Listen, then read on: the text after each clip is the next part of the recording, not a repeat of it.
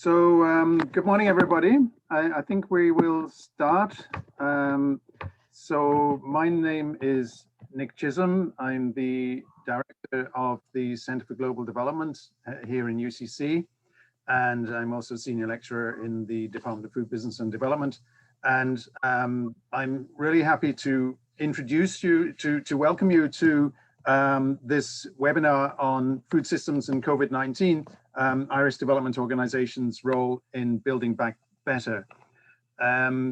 This webinar is the first in a series of 3 webinars that the Centre for Global Development and IFPRI, the Irish Forum for International Agricultural Development, are holding over the next few weeks on the overall theme of food systems and nutrition. So we've developed this series with the aim of contributing to dialogues among Irish development organisations on some key food system challenges, very much in the context of the run-up to the UN Food Systems Summit that's taking place in September. The 3 key issues to be addressed in these webinars are the impacts of COVID-19 on food systems, which is today's webinar, the affordability of nutritious foods, and women's empowerment and nutrition. The webinars will present the latest evidence and research on these issues, highlighting work being done by Irish development institutions and NGOs and other organisations, and generating a discussion on how to move forward. And the webinars aim to provide insights and ideas on how Irish development organisations can contribute to the development of more sustainable food systems. So moving to today's webinar on food systems and COVID-19 and Irish development organisations' role in building back better.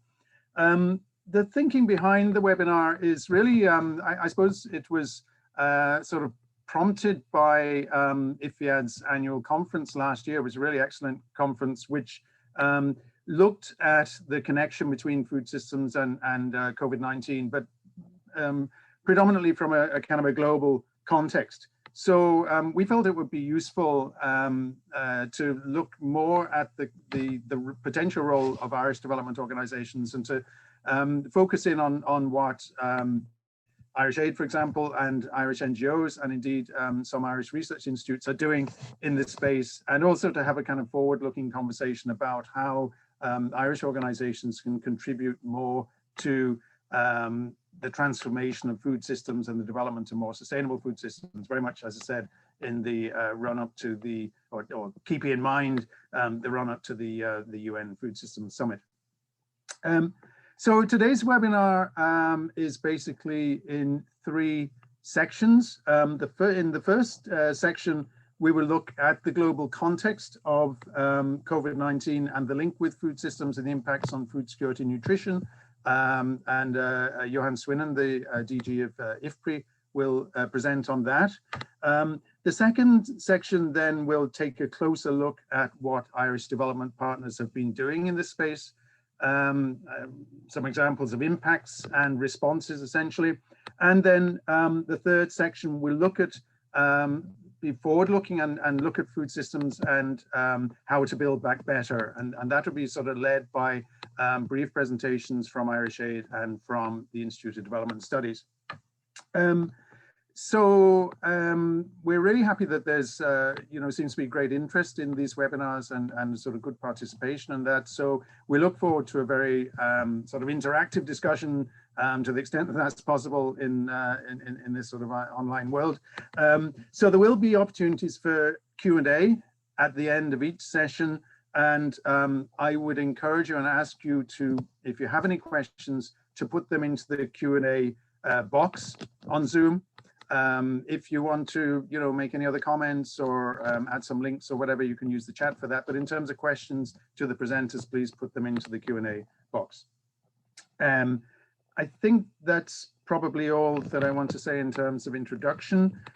We look forward to really interesting and insightful discussion.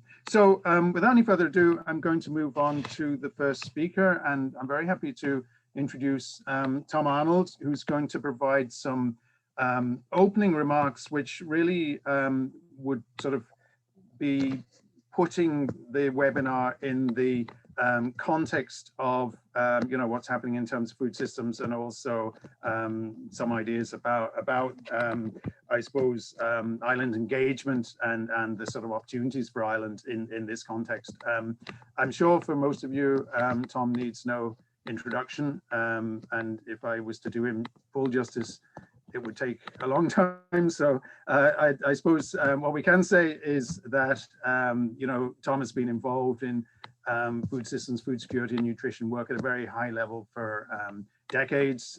He was previously chief economist in the Department of Agriculture, CEO of Concern Worldwide, the coordinator of the Sun movement for some years, and various other things. But I suppose more recently, he's been appointed as Ireland's special envoy on food systems, and he's also one of the champions of the UN Food System Summit. So basically, Tom is almost kind of uniquely well placed, I would say, to sort of provide some opening remarks, which will put this webinar and also actually the other webinars that we'll be running in the sort of context of what's happening in food systems and what's happening with regard to Ireland's response. So with that, I think over to you, Tom.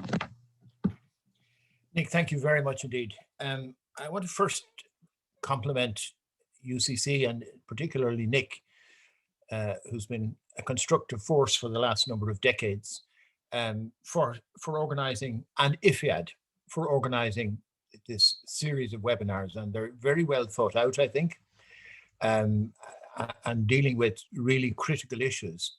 And I'm particularly delighted, of course, that as an important opening statement, we will have the benefit of hearing from Joe Swinnen of IFPRI.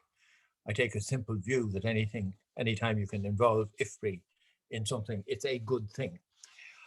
I want to start by, as Nick says, putting this series of webinars into a wider context, the wider context of the Food System Summit, and to start with a proposition that Ireland is in a very favorable position to make a serious contribution to the Food Systems Summit. And there are three particular reasons for this. The first is that we will have a national agri-food strategy ourselves. The second is that the Irish government is taking very much a strategic approach to preparing for and inputting into the Food Systems Summit. And the third one is that Ireland will be organizing, I think, a very impressive set of food systems dialogues. Now, I want to speak about each of these things in turn briefly.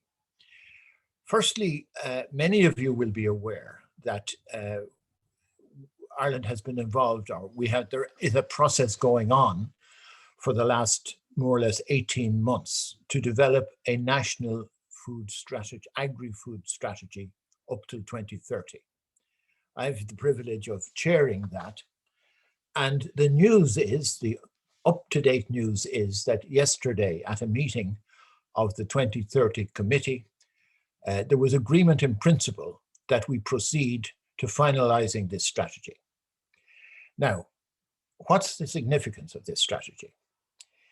It is that it has been drawn up on a food systems basis, which means that there is direct acknowledgement of the links between policies for food, environment, and health. And also that all parts of the value food chain for agriculture have a role in working towards a vision of a sustainable food system. So this is actually important news. And that within the next, within a bit over 2 weeks, we expect to have a finalized draft strategy, which will then go into a period of public consultation, which will last approximately 2 months. Within that series of public consultations, we will have the food systems dialogues, and taking account of all of these together, we will then finalize the strategy for Ireland sometime in June.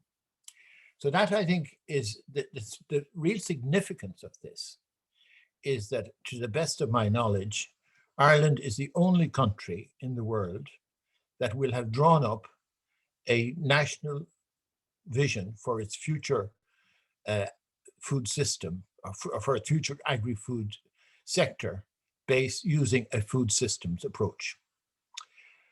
The second issue then to talk about is the strategic approach that Ireland is taking towards the Food Systems Summit. There has been now for quite a number of months a very positive very positive work going on involving the Department of Agriculture and the Department of Foreign Affairs. So there is a steering committee comprised of both of these departments overseeing the preparation for Ireland's input into the Food Systems Summit. There will obviously be other departments involved as well, but at least the core driving force is this link between agriculture and foreign affairs. And that resulted in recently a proposition or a memorandum to government, which agreed on two things. Firstly, the establishment of the Ireland Africa Rural Development Committee, which was a follow-up from the National Task Team on Rural Africa, which was launched at the IFPRI conference last October. And the second decision that was taken in addition to that national committee was the appointment of a special envoy and for food systems, and I was honored to be appointed to that role. So essentially, we are taking a very much a joined up strategic position to preparing for the summit. And the fact that we will have a national agri-food strategy drawn up on a food systems basis is going to be a centerpiece of that position. You will hear in parts of the other part of the other part of preparing for that is the day-to-day preparation for the summit, which is going on and which you will hear more about from Mary McCarthy a bit later on. So that's really the second second point that I think is important. And the third point is indeed the food systems dialogues, which there's going to be, if you like, the national one, which will consist of 4 dialogues organized by the Department of Foreign Agriculture in partnership with the ODS. And these will take place late April into early May. But what is really encouraging is that these will be complemented are being complemented by a whole series of private dialogues, of which this one is one such example, but there are indeed many others. So by the end of May, I would say Ireland will have a rich set of dialogues to draw upon, from which then there will be a national input into the Food Systems Summit. So that's the context in which you are setting off on your work today, your work of 3. I think it's good. I think we need to realize that we do have a real opportunity to make a contribution, a serious national contribution to what is going to become, I think, one of the most important political events internationally this year, the Food Systems Summit. So Nick, I'll leave it at that. Thank you. Great, thanks very much, Tom. And again, I think just to pay tribute to you personally, because you're basically providing leadership in all these areas. And I mean, the fact that you've kind of chaired the agri-food strategy as well as the National Task Team for Rural Africa and various other things that have all fed into this process. I think it's kind of you've been in a unique position to drive this, and I agree. I think it's very encouraging to see how Ireland's development of the agri-food strategy is, seen as part of the process of building towards the Food Systems Summit, and I think that sort of joined up thinking is very encouraging and provides a lot of opportunities. So thanks again, Tom, for that. It's really insightful and really encouraging as well, I think. We will now move on to the first session, which is a global overview of COVID-19 impacts on food security and nutrition, and some of the responses and the learnings from that. And I'm really delighted to introduce Johan Swinnen, who is the Director General of the International Food Policy Research Institute since the beginning of 2020, I think. Johan is, again, somebody with enormous experience who's previously worked as an economist, lead economist in the World Bank, economic advisor to the European Commission, and has been a professor in a range of universities in Europe and in the States. Published extensively on agricultural and food policies, international development, political economy, trade, and global value chains. He's a member of the Champions Leadership Group to reduce food loss and waste, and also serves as a commissioner of the Food Systems Economics Commission. Like Tom, actually has a kind of a CV the length of your arm, so I won't go into any further details. But just to say, obviously, in UCC, we have an MOU with IFPRI. We have a certain degree of collaboration with IFPRI, and as early as recently as the beginning of this week, Dr. Suresh Babu, one of the senior fellows in IFPRI, was teaching to our master students, which was great. We're really happy to have that connection. But as Tom said, I think any webinar or event that has an IFPRI representative is going to be a good event, and we really look forward to Jo's presentation on providing us an overview of the COVID-19 impacts on food security and nutrition. So over to you, Jo. Thanks very much, Nick. Thanks also very much, Tom, for the very kind words. Actually, I think I will quote you, if you don't mind, in the introduction, that the statements that you made, because they're very excellent words for us. But I very much want to thank you for inviting me to be here today. I also want to thank very much UCC, as Nick already explained, our collaboration, which is now already together for a couple of years through the MOU. And IFIAT has been a strong supporter of IFPRI now and in the past, and so we're really very pleased to have this collaboration, this joint work, this interactions, and we hope this will continue in the future. Tom referred to a number of really exciting developments, I think, in Ireland. I mean, the 2030 strategy on the Irish agri-food system and the link to the Food Systems Summit, all the activities which are taking place. So I think this is really fantastic work.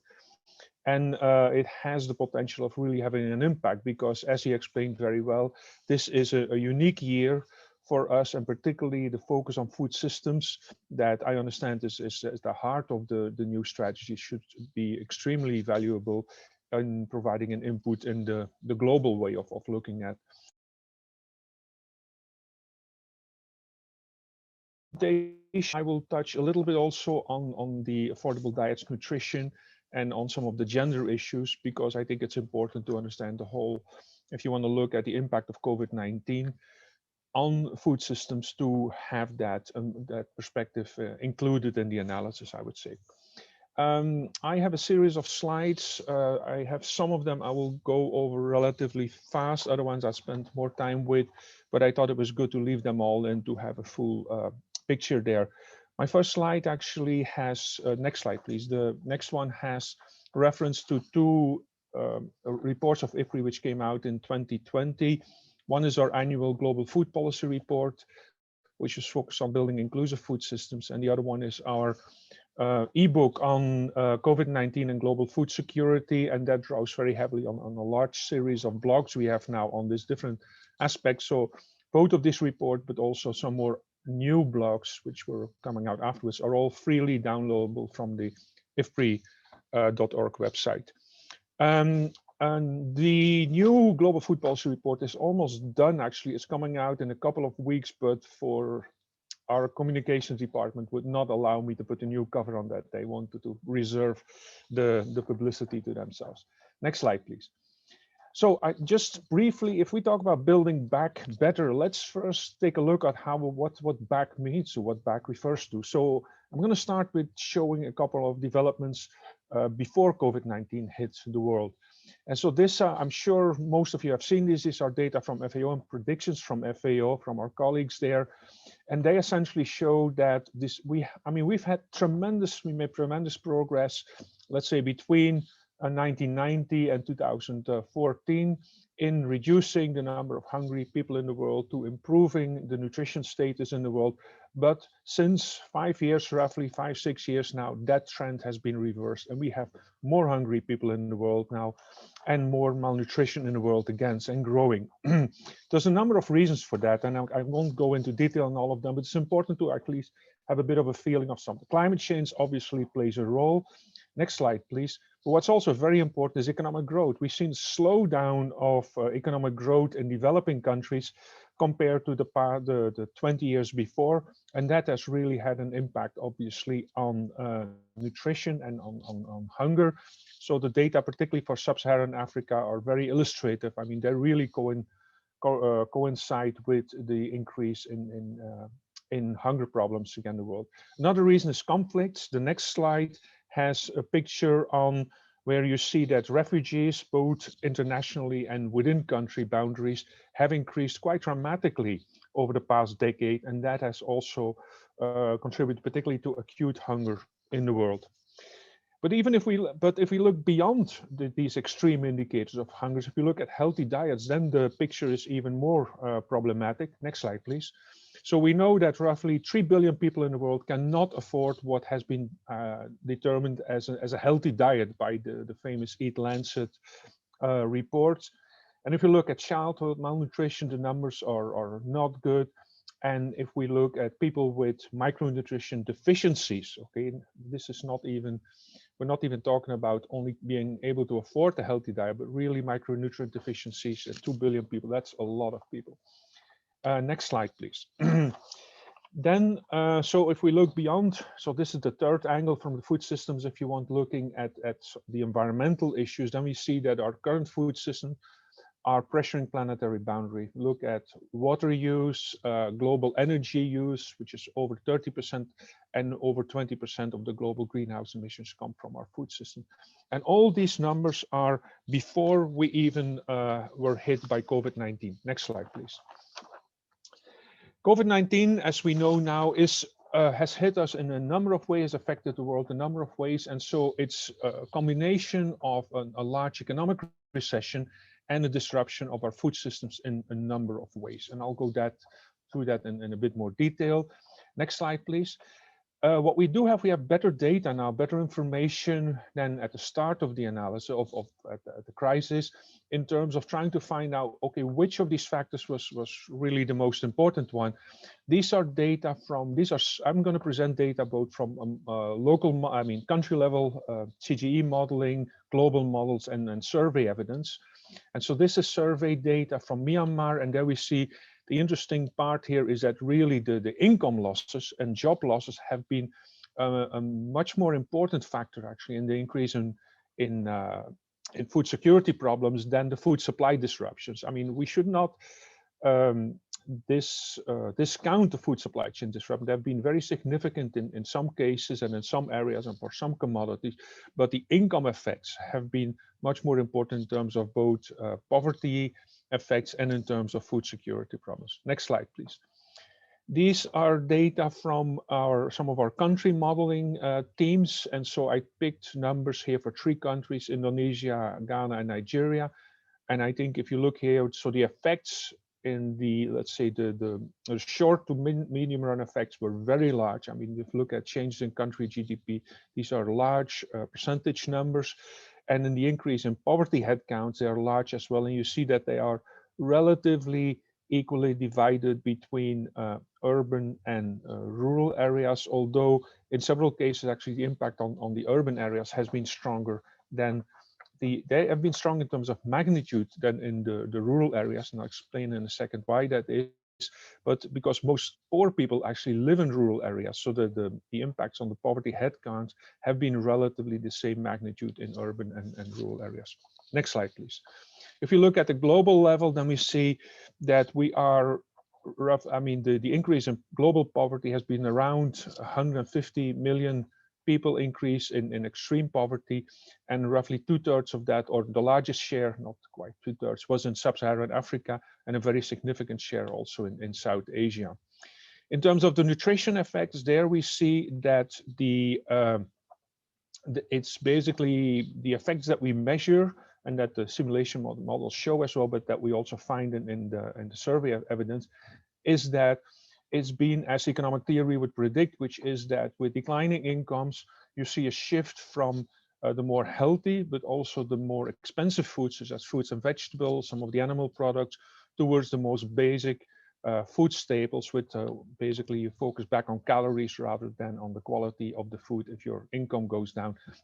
And this has to some extent been reinforced by supply chain disruption, which have been stronger for fresh foods, for more perishable food. And that, of course, is, for example, in the fruit and vegetable category. Next slide, please. So we see that poor people's food and nutrition security has been disproportionately affected by COVID-19. There's a number of reasons for that, and it kind of creates, if you want, a perfect storm on the food security problem and the nutrition security problem. Poor people spend a large share of their income on food, but for poor people, their main production factor that they have where they get their income and their jobs from is by physical labor. They don't have land often, or they only have a small plot of land. They don't have apartments they can rent out, or investments on Wall Street or something. And usually they cannot work with Zoom. They often have to go do physical labor, which means that the COVID restrictions, in addition to the disease itself, has affected them more. We know that the labor-intensive value chains have been affected more than capital-intensive value chains. Public social and nutrition programs have been disrupted. Health services, access to it has been problematic. And so there are, even within the poor, there are a number of categories such as children, women, and ex-migrants. So migration for labor has been heavily disrupted. And so, for example, remittances have fallen very strongly everywhere. Next slide, please. So here is data from our survey results from Ethiopia. This is actually data from Addis Ababa, the region, the large capital of Ethiopia. And there you clearly see that the income effects have been stronger in the poorest category of the people living there. And the nutrition effects have also been strongest in the negative nutrition effects among the poor and the middle income classes more than in the richer income classes. Next slide, please. Here are some recent work by Derek Hadley and Marie Ruel and their colleagues at IFPRI.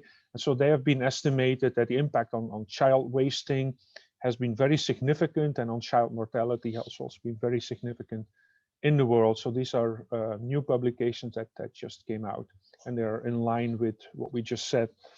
Next slide, please. The people in various places in the world, but also IFPRI research has focused from the beginning also on the vulnerability of women and children, and that has to do with a number of reasons, but it has to do importantly with the fact that COVID-19 has affected issues which are disproportionately important for women, or have reduced access for women to certain aspects of life that are important, such as income, such as health services, etc., empowerment, disproportionately over the past year. And so the implication there is that if we are thinking about policy responses to this, or think about building back better, we should also make these policy responses gender sensitive to address these vulnerabilities explicitly. Next slide, please. If we now look at the economic impacts along the food value chains, and here this is quite important, I think, if we think about, again, from the concept of the reconstruction or the value chains for the future, then we see that, and again, I have to be careful when I'm making these statements, in the sense that everything's relative here, okay? So we see that agriculture, so farming itself, has been affected. So minus 14% it's a big effect, right? And you don't want to face that as a farmer or as a group of farmers, but it's been relatively limited compared to how agro-processing has been affected, or how food services have been affected. And a lot of the food services, and if you think of it from the rural-urban perspective again, okay, so a lot of these food services are in the urban areas, and so they have been particularly affected, and a lot of urban poor actually get jobs because of these food services, and that's why the urban poverty effects have been strong to an important extent also because of people working in the service sector or in the processing sector, less so on the farming level. But again, as I said, poor people live in rural areas and are depending on farmers. So if you combine both effects, you see that the net poverty effects are roughly the same for rural and urban areas. Next slide, please. If we look at what has happened in the supply chains and the food systems, as I already mentioned, the impacts have been quite heterogeneous. There is a lot of discussion now about local value chains versus global value chains. I think the impact has been, if you look at the assessments that various people have made, the impact is not local versus global, which have performed better. I think it's more heterogeneous in terms of some local supply chains have been disrupted quite significantly. Some global ones have been robust, resilient, but not all, okay, in both cases. And so we have to take a more nuanced perspective on that. I think there's a role going forward, both for global supply chains and for local. And of course, what does local mean in, for example, in a country like India, which is a continent almost? So again, we have to take a nuanced perspective there. I think what is interesting going forward is that we see a lot of innovations in these value chains. And these innovations have basically come out both from the public sector, where public regulators have stepped in and made some of these value chains possible, even if there was a lot of restrictions imposed by others part of the economy, just to make sure that people in the cities could have food. We also seen there's been, for example, innovations in the way that school feeding programs have been implemented, nutrition programs have been implemented, very encouraging, I think, where NGOs have been involved, farmers organizations, local consumer organizations. But at the same time, also on the private sector side, the agribusiness side, the food industry, we see a lot of innovations in terms of how the systems have been reorganized. And one illustration of that is the growth in digital systems within the food value chains, certainly in middle-income countries, but also in some of the poorer countries, even the low-income countries, we see growth in digital activities in the food value chains, including e-commerce and in a variety of ways. Next slide, please. I'll just put this in because I think initially there was a lot of policy reaction in terms of countries started to restrict trade again, as they did in 2008 and 2009, and we know that had a negative impact on the availability of food for many poor people in the world. And so I think in this case we have learned from that. So there was a rapid response also from the policy community to and the international institutions community, if you want, on the country local government interventions.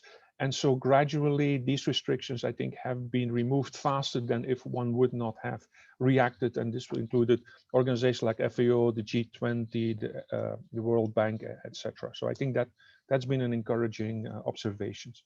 Next slide, please.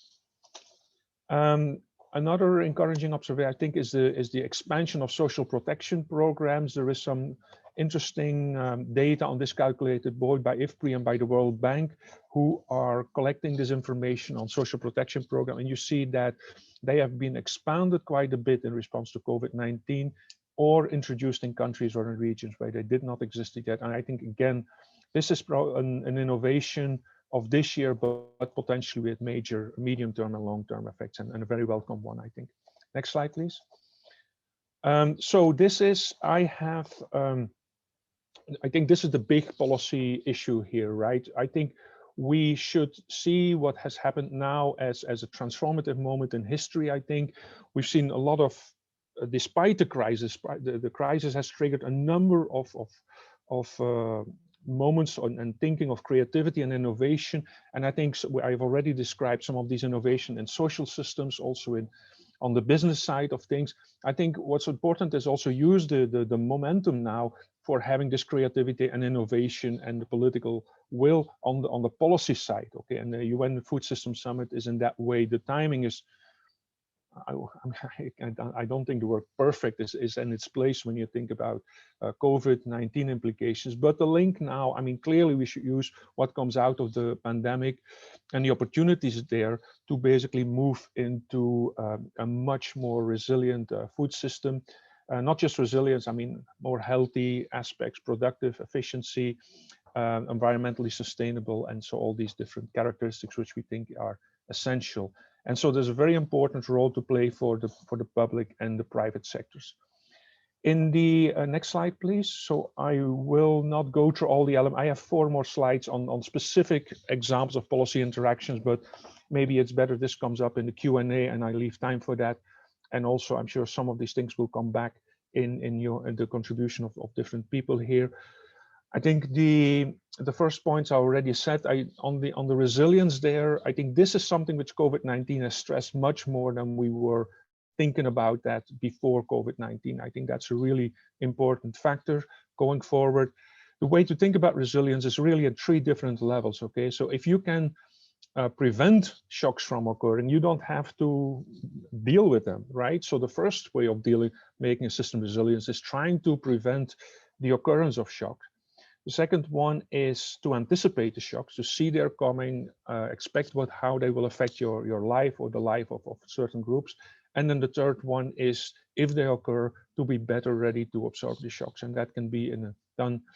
And so again, I think what Tom brought out, the emphasis on food systems is crucial there. You cannot do this in one aspect of the system. You have to really think about this as a broader set of measures that you need to take. And so here's a number of things that are there. Next slide. In the next slide, I have identified, and these are things we will expand upon quite a bit in our new global food policy report, which comes out in a month, on looking for the win-win actions where, for example, social protection policies, access to digital services, innovative financing, etc. We believe these are areas where you can basically have win-wins in a number of the different food system aspects. Next slide. I will end with this slide, and again, I mean, there's a few extra slides to give details, but if you want to deal with improving nutrition going forward, it's crucial. We know now, we have in a way always known, but it's been brought out much stronger, that you have to look at different aspects of the broad food system, looking at water, sanitation, hygiene systems, health, nutrition, social protection, and the food system. In this case, it's a bit more narrowly defined. Why don't I stop here, and then we may have still some time for some questions. Thank you. Great. Thanks, Johan. That's really a fantastic, detailed overview. And as people say, you know, I think every crisis presents opportunities, but it would have been nice if this crisis hadn't occurred. But as you say, there are opportunities in it, and you know, I think, as you've already talked about, some of the flexibility in social protection systems, innovations in digital commerce, and so on, that are already, you know, sort of finding new ways of doing things, really. So, okay, so we'll open the floor to questions. As I mentioned at the start, if you have questions, please put them into the Q&A box. At the moment, I can just see one question, but I wanted to ask you, maybe before we move to that question, and any others that come in, something that's always sort of intrigued me a bit, and that's around the trade restrictions area. I mean, as recently as this morning, we had these statements, for example, from the President of the European Commission about, you know, trade in vaccines. So, you know, in a situation where there's a kind of global shortage of supply, you can sort of understand how countries might want to restrict exports. So, you know, what's the message about that? I mean, if you have a shock that restricts supply, then yes, from many points of view, you can see that it's inefficient to reduce exports from a global perspective. But from the country point of view, I guess it's kind of understandable that countries might take those measures. So what's the kind of what's the understanding and the kind of economic explanation as to why trade restrictions are essentially a bad thing? Yeah, it's a very good point. And of course, today, I mean, when I was reading the newspaper over the past couple of days, I was just thinking about we are talking about this at the global level, or I mean, a lot of, let's say, European advisors, and then at the same time, European Union is doing something which looks very similar to that. I think one of the issues is that what was important right now, okay, we have been, and I think this comes back to anticipating shocks, etc., having good monitoring instruments, etc. We had, we in the, let's say the policy community in general, okay, had relatively good information on how much food was available, both in terms of what was in stocks and what was on the field and expected to be harvested, etc. And that was very different from in 2007, 2008. I mean, 2007, I mean, one of the reasons, I mean, there's been a lot of papers written on, okay, but the shock from the increase, the unexpected increase in demand from the biofuels program in the US had really came together with the fact that people would suddenly realize there was going to be this enormous additional demand while the stocks were relatively low. And this was not the case at all at this particular situation. And so the ability to have that information, also to be prepared, because having the stocks there is important. And then communicating that, like, listen, there is no need to do this, because what you will do, you will just reinforce the prices on the international market, which makes it much more difficult for other countries, while the food should be there based on all the indicators that we have. Okay. And I think from political, I mean, I've done a lot of work in my life on an academic life, studying political economy of food policy interventions. And it's one of these no-brainers politically in a way. Okay, so first thing as a government you do, you don't want to be a food exporting country and then suddenly be without food for your own country. I mean, I recall in the 1990s, I was doing a lot of work on Bulgaria, for example, which was a traditional grain exporting country. And at some points, there were rumors that there was not going to be enough grain in the country. I mean, they changed ministers of agriculture like every 2 months, because that was the first thing he was going to be evaluated on. Is there enough grain for ourselves? So I understand the politics, but to some extent, it's our job to counter these arguments, right? Okay, thanks. Okay, so we're getting some questions in now from the first one. This is a very broad one from Amandine. How satisfied or critical are you with Sustainable Development Goal 2 on zero hunger? I say that's a rather broad question, but you may want to give a brief answer to that, maybe. Do you want to take a couple of other questions that have just come in before answering? Yeah. Okay. Sure. So the second one is from Michael O'Brien. Hi, Michael from Trócaire. In regard to the role of digitalization in building back better, how can the threat of exacerbating power asymmetries be avoided and more inclusive democratic small farmer control supported? And then the third one from Alice Jahangir. Could you please give some examples of what transformations in food systems are required for them to be more efficient? Those three questions.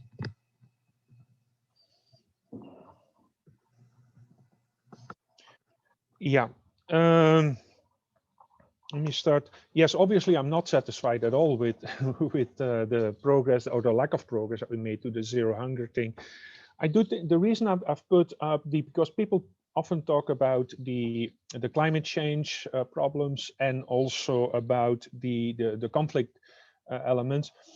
I have the feeling sometimes that people are insufficiently aware about the economic growth or the lack of economic growth and how that is related to it. And it basically, I mean, the correlation is very strong. It's really since economic growth has gone down, significantly gone down in developing countries in the mid 2010s, that the hunger has gone up there. And so this is a very structural problem what we have, and in addition the COVID one has reinforced that. I mean the income effects are really important in explaining the thing. So we have to, sometimes it's not only when we think about the food systems reforms, I mean obviously it's important, but don't forget your basics, which is meaning that essentially income of people is the number one determinant of their capacity to afford food and to afford nutritious food. On the digitalization and democratic access, I think is a very good point, right? And so we should be careful that we are not creating a new, or that the digitalization process is not leading to a new exclusion of smallholder farmers, in the sense that you will have some of the more capitalized farmers, better educated farmers, whatever, that the digitalization effect is going to increase the gap between those who are in the system and those who are falling out of the system. And so absolutely we have to be very concerned about what in this case was referred to as the democratic access, or the broad access of the poor also to this system. We are helping them to integrate rather than creating another reason for a divide. Absolutely. On the final point on the having a more efficient system, I think there we really have to think from a number of different angles there. And I think the digital services will make systems more effective. I think also I mean, you see a lot of companies now thinking about, we have to source from more than one supplier, more than one region, maybe more than one country, etc.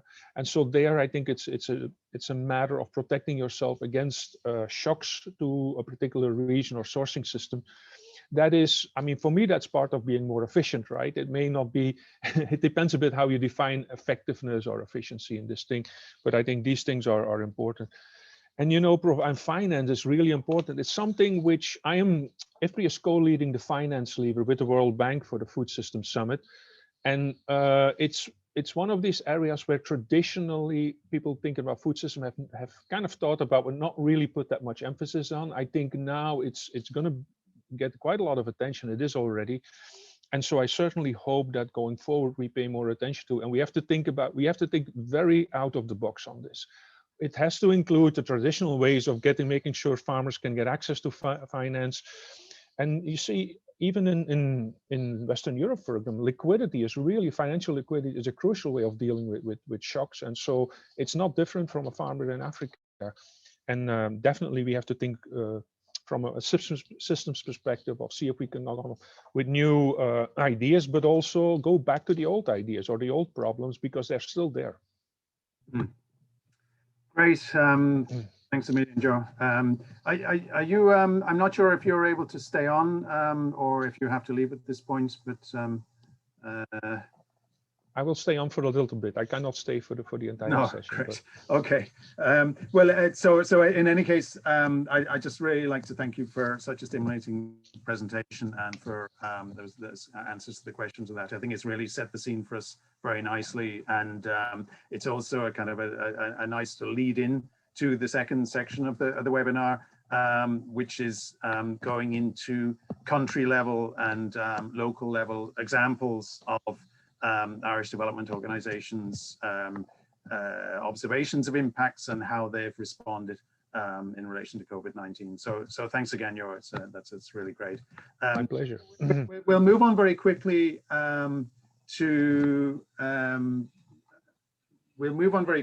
to the second section. And this, as I said, is on evidence of impacts and responses from Irish research organizations and development partners. So we have three presentations, which will be relatively short, but they should give us a great sort of diversity of evidence of, the impacts of COVID-19 and how organizations have responded. So first up is Solange Cullen, who is a researcher with me, basically in the Department of Food Business and Development in UCC.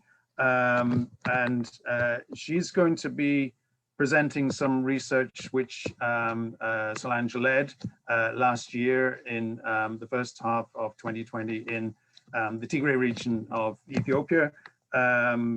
This was work which was undertaken as part of a collaborative research project that we're involved in between ourselves, IFPRI, the World Agroforestry Center, and McCarthy University in Trócaire.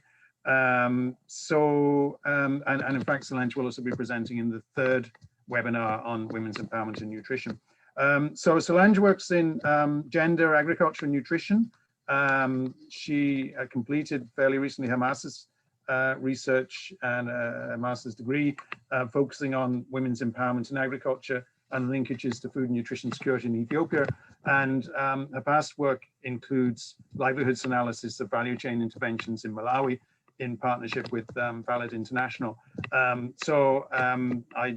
worked closely with Solange for a number of years, and just I suppose it's worth saying that this, which is basically around the impacts of lockdown measures in Trócaire, obviously was conducted before the disastrous conflict that's now taking place there. All I can say is that I hope that conflict comes to an end soon. Over to you, Solange. Great, thank you, Nick. Good morning and good afternoon to everybody.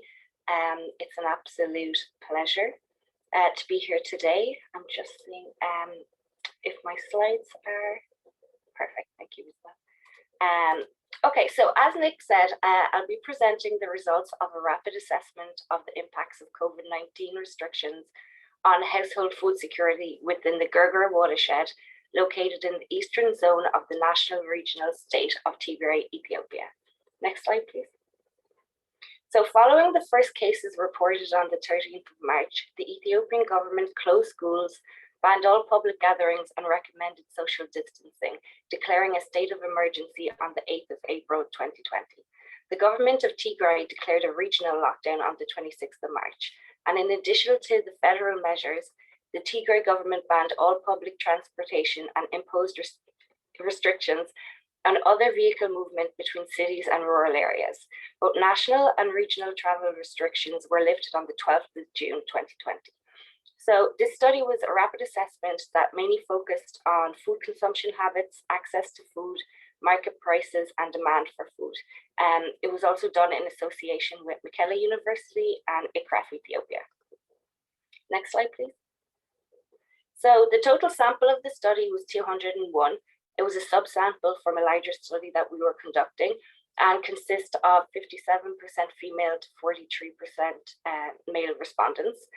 The sample are residents of Tabia Hyalum and represent households from four surrounding crushettes, three of which are midland and one a highland area.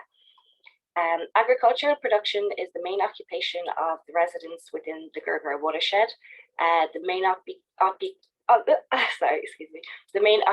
of the household heads is farming. Some households rely on other activities as the primary source of income. You can see that the main income activity being farming, followed by daily labor.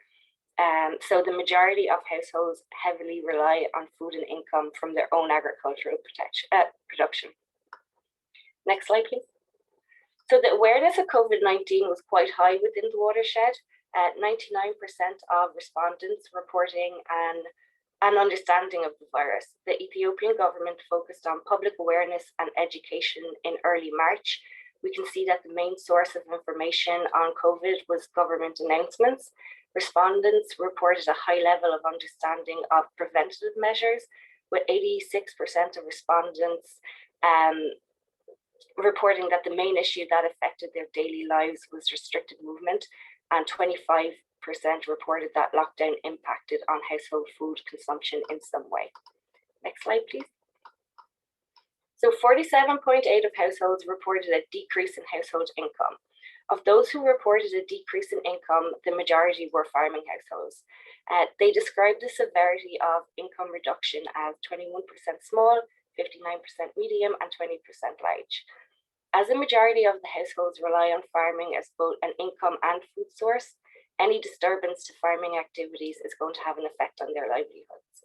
The households that do not rely on agriculture for the sole source of income rely on activities such as trading and daily labor, which depend on unrestricted movement of people. The households have felt the impact through decreased working hours and reduced income. Next slide, please. To fully understand household economies, particularly in food insecure environments, knowing how to understand how households meet their food needs is important. 79% of households rely on their own production to satisfy over half of annual food consumption. At the time, 84% farmers relying on their own production for consumption reported that they had insufficient production to satisfy the household's immediate food needs and feared shortages in the months ahead. Reduced income will also affect households' ability to purchase food. In a situation where 53% of households spend more than half their annual income on food, 70% of households reported concerns that the purchased food would not meet their needs and they wouldn't have sufficient income to supplement consumption. Next slide, please. To rapidly assess the current food security status of the households, we use the household hunger scale method. The results of the household hunger scale showed that 92% of households fell within the little to no hunger category, with 8% in moderate hunger. There was no households that were categorized as having severe hunger. With the sudden change in normal activities and income levels due to the restrictions, we analysed current changes in food consumption patterns and purchase habits to reflect the immediate responses of households. So 53% of households consumed smaller portions than they usually would due to lack of food within the 4 weeks prior to the study. We also collected data on consumption patterns related to the availability and the price of certain food products and livestock. Respondents were asked about the impact of the availability of their food purchase choices. So 30% reported that during the past 4 weeks, a household member had not eaten a preferred food because it wasn't available at the market. Although the availability of products impacted consumption habits, the main issue we found was the price at local markets. So almost 70% of respondents reported that they had not eaten a preferred food because it was too expensive to purchase during the restriction period. The main the main foods that were too expensive to purchase were cereals, followed by pulses and nuts. The availability of certain foods were reduced also at the local market due to the travel restrictions between urban and rural areas. To respond to the sudden changes, households relied on coping strategies to meet their basic needs. So 25% of the households reported to have received external aid, whether it was lending from a family member or government assistance. 84.5% reported having used alternative income sources to supplement their main income during restrictions. You can see here that the main responses to lower income was to use their savings or to sell their assets. Households used one or a combination of these activities. The PSNP, the Productive Safety Net Programme, supplements food and income of 81 houses during lockdown. 49% of households reported a decrease in hours worked, but only 2.5% reported a decrease in earnings. This shows that there's some adaptability in the operation of the PSNP in response to challenges such as COVID-19. The PSNP is crucial to supporting local households and has the potential to safeguard the most vulnerable in the area. Next slide, please. So we had a look at the markets also. So households involved in selling either food products or livestock for income made up to almost 60% of the sample, and of which 60% relied on selling to the nearest town market and 34% at the local market. The watershed, I should have mentioned that the watershed area is quite a rural area, so they would mostly rely on the local market. The biggest challenge is the restricted access to the nearest town market. Many respondents who usually sell at the nearest town reported to have reduced access. There was a decrease in price and consumer demand across all commodities, both food and livestock.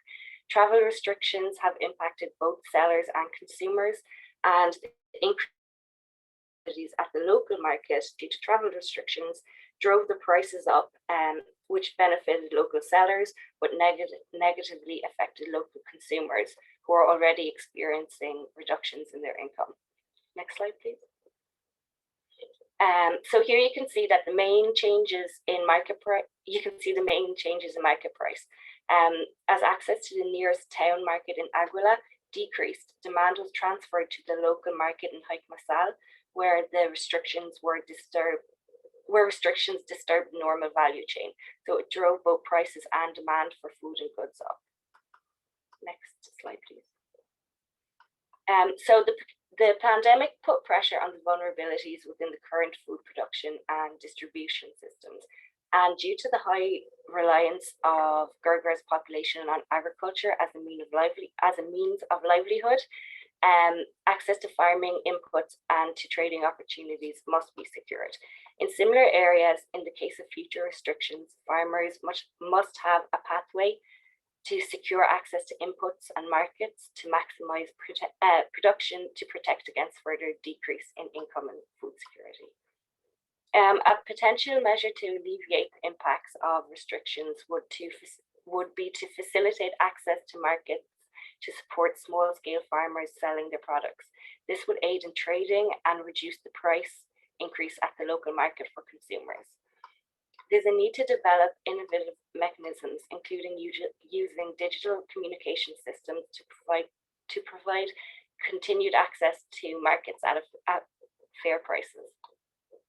Coping strategies such as social protection programs like the PSMP and governmental assistance, alongside access to reliable credit institutions, need to be adaptable and prepared for an increase in demand and to support the local community. The PSMP and similar initiatives need to focus on meeting nutritional needs of the population by ensuring access to greater diversity of nutrient-rich foods and not just cereals. The differential impacts of COVID-19 and lockdown restrictions and the ways in which these impacts occur need to be fully understood to ensure the design of interventions focused on economic inclusion and social protection in all households to build a long-term resilience. As households have relied on coping strategies to sustain their livelihoods throughout the restriction period, any future shocks may have had further threatened their livelihoods and food supply. Unfortunately, in the case of the Trócaire watershed, the COVID restrictions forced people to draw upon their coping strategies to make ends meet. And this was further exacerbated by the crop devastation due to locusts during the summer of 2020. And this was followed by the outbreak of war in early November 2020. So this has led to now it's a humanitarian crisis in the area. However, we would like to think that lessons learned from this small scale case study could be used and applied in similar contexts. Thank you. Thanks very much, Solange. It's really interesting, and I think that was a great piece of work, which obviously was done under difficult circumstances as well. I suppose the data were collected digitally and so on because of lockdown restrictions affected researchers as well as farmers and such like. And as you mentioned, I mean, you know, there's now a humanitarian crisis in Trócaire because of the conflict, but I mean that was preceded by you know, locust devastation and then COVID restrictions. So our plan was to sort of you know, have the three case studies and then take Q&A, but there are a couple of questions that have come in for you specifically, so maybe we'll just answer these and then we'll move on. So the first one from Hatim Rijal, did the study find any other negative coping strategies apart from the sale of assets? That's the first one. And then the second one is, what is the effect of COVID-19 on the availability pillar of food security in the study area? Sorry, could you just repeat the second half of the last question there? Yeah, the effect of COVID-19 on the availability pillar of food security in the study area. I guess on production, essentially. So just going back to the first question there on negative impacts, negative coping strategies. The area we did the study in quite heavily relied on remittance. Different cachettes within the study area relied on remittance, and we did see that families or households that would have expected income coming in used a lot of their savings and used the money that they had recently got from remittance. But due to COVID-19, work abroad wasn't available anymore. So that definitely, I think people spent their remittance money earlier and then had very little to fall back on then when the work abroad was less available.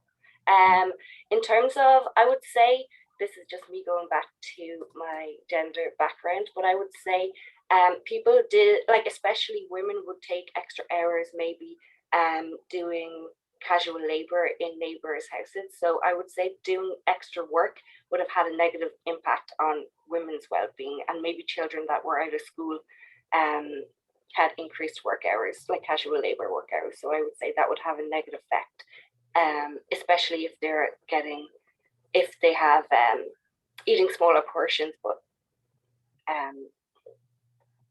what's the word? Sorry. They're getting smaller portions, but they're using more energy. So I would say that would have a knock-on negative effect of a coping strategy.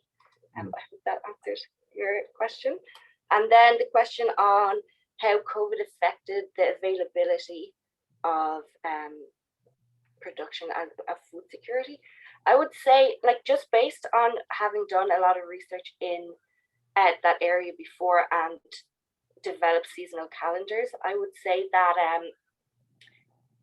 it didn't happen at a good time, but I think in general, food security at the time, like even looking at the household hunger scale, the results weren't too bad. I think that time of year between March and June, they had, it's a normal time of year to be eating from your own production. So I think they had, and it was also coming off the storage period in terms of their own production. So I think it could have been a lot worse. So luckily it happened at a time, but then again, they had used their storage before the locusts came. So I think at the time, it didn't disrupt a huge amount of household insecurity, but I think the impact of it on future developments in the area had really disturbed. Like, I think now you could happily say that's an extremely food insecure area. Again, I hope that answered the question. Sure, great. Thanks, Solange. Yeah, and as I say, obviously the context there has moved on as well in a very unfortunate way. Okay, so we'll move quickly on. We're a bit behind time, but I guess we'll try to catch up as we go along. So the next case study is from Chris Payne. So Chris is the head of Concern Worldwide's technical assistance team based in the Strategy, Advocacy and Learning Directorate in Concern's HQ. This team provides technical support to Concern's country programs on a variety of issues.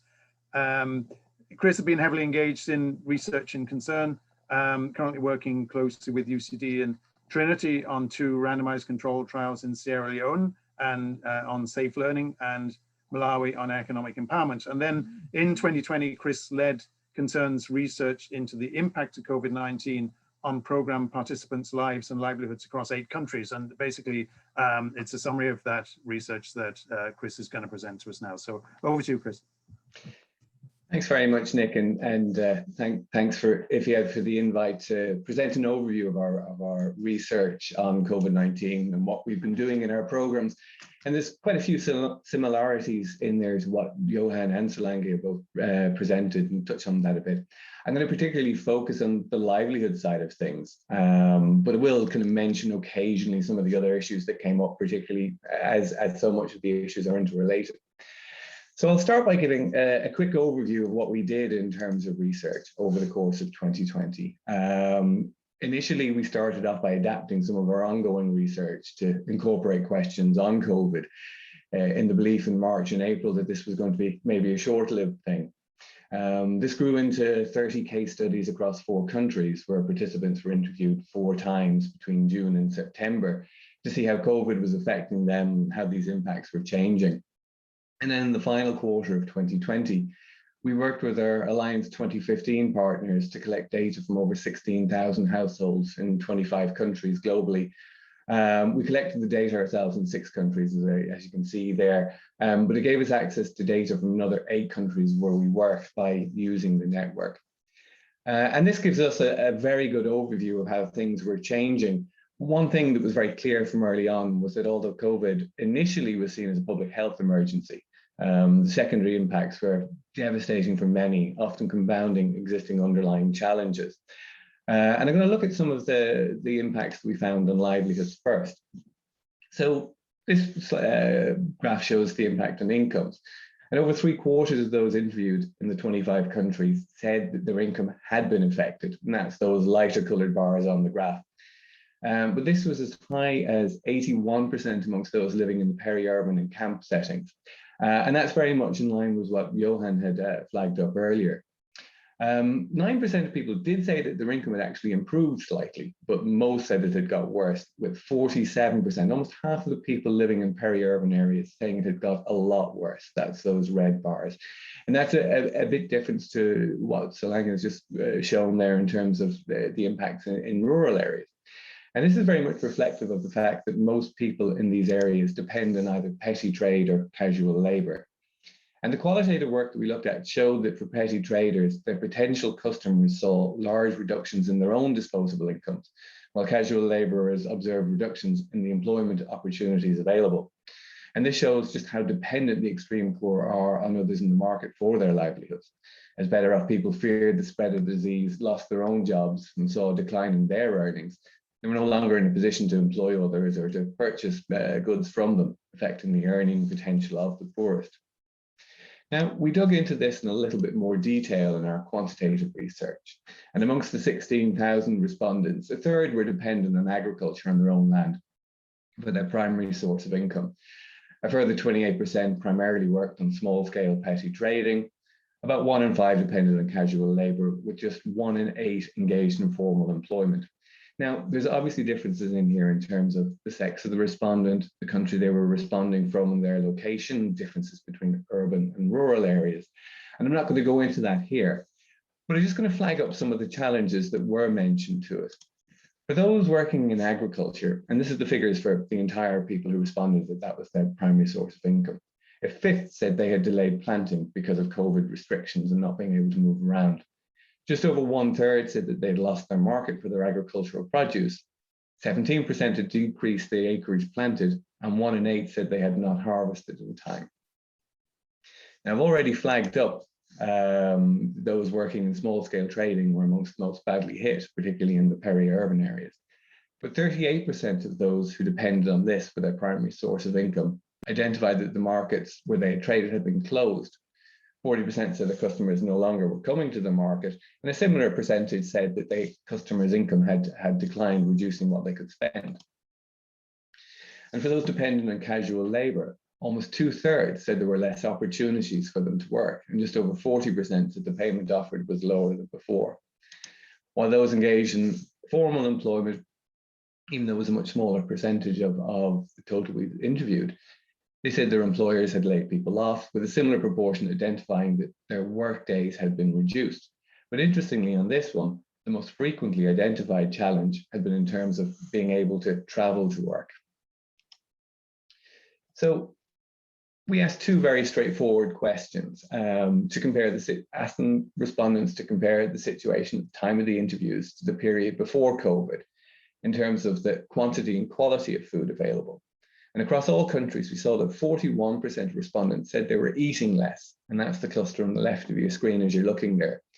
Now, this was higher in the camp and peri-urban settings, very similar to, I think, what Johan had mentioned earlier. And a similar picture emerges for the discussion on quality, and that's the cluster on the right of the graph. So people were also changing the type of foods that they were eating. Again, the qualitative work provides some context for this and the impacts that this is having. And early on in the pandemic, markets and transport systems were disrupted, pushing prices in local markets up, while reductions in incomes for a variety of reasons were just reducing people's purchasing power. And these changes meant that the poorest simply were not able to access food. And that's nicely captured there in the quotation from one of the men we interviewed frequently in the middle of the year in Chattogram in Bangladesh. We also asked people whether they were worried about their financial future over the next 6 months, with over 3/4 saying that this was the case. And now, while this is high universally, it was particularly bad in some of the settings, such as the people who were living in camps. And almost half of all the respondents said they were worried about price increases for food commodities. That actually was their biggest worry that was flagged up to us. And as we see in the quote there from some of our qualitative work, even the slightest change in prices, this disproportionate impact on the poorest. Just over 1/3 were worried about not having a job, while 28% were concerned about reductions in their income due to less working hours. Now, just to give a quick taster on some of the other information that we did ask about, and this is to do with access to health services. And we asked respondents whether their access to health, looking backwards, whether anybody in their household had skipped health treatment. And we asked them about the future and whether they would feel comfortable taking sick household members to the health facility in the coming week. And as we see, a third had said that somebody in their household had skipped treatment in the previous month. But a slightly smaller number, but still quite substantial, almost 3 out of 10, said they were uncomfortable going to the health facility over the coming week. Overwhelmingly, the reason that's given to us from a long list of options that people were given was fear of contracting COVID at the facility. The next most frequently given response was cost. And that reason I'm flagging that up is it also re-emphasizes the underlying challenges that still need to be addressed for many people across the board in a lot of sectors. So I suppose just to wrap up, 3 things that we say to take home from our research. The impacts quickly evolved and the responses needed to change in the same way. The impacts have varied, but the poorest have been most affected, and many underlying problems have just been exacerbated by the whole COVID pandemic. And there's just been need to focus on addressing these longer term issues in the recovery phase. And the third point is that flexible funding is essential for any agency like Concern to be able to respond and adapt our programs across all areas. And we really are fortunate to have a donor like Irish Aid working with us on this, who does allow us this great degree of flexibility in our programming in there. And it really has been a positive in terms of what we've been able to do.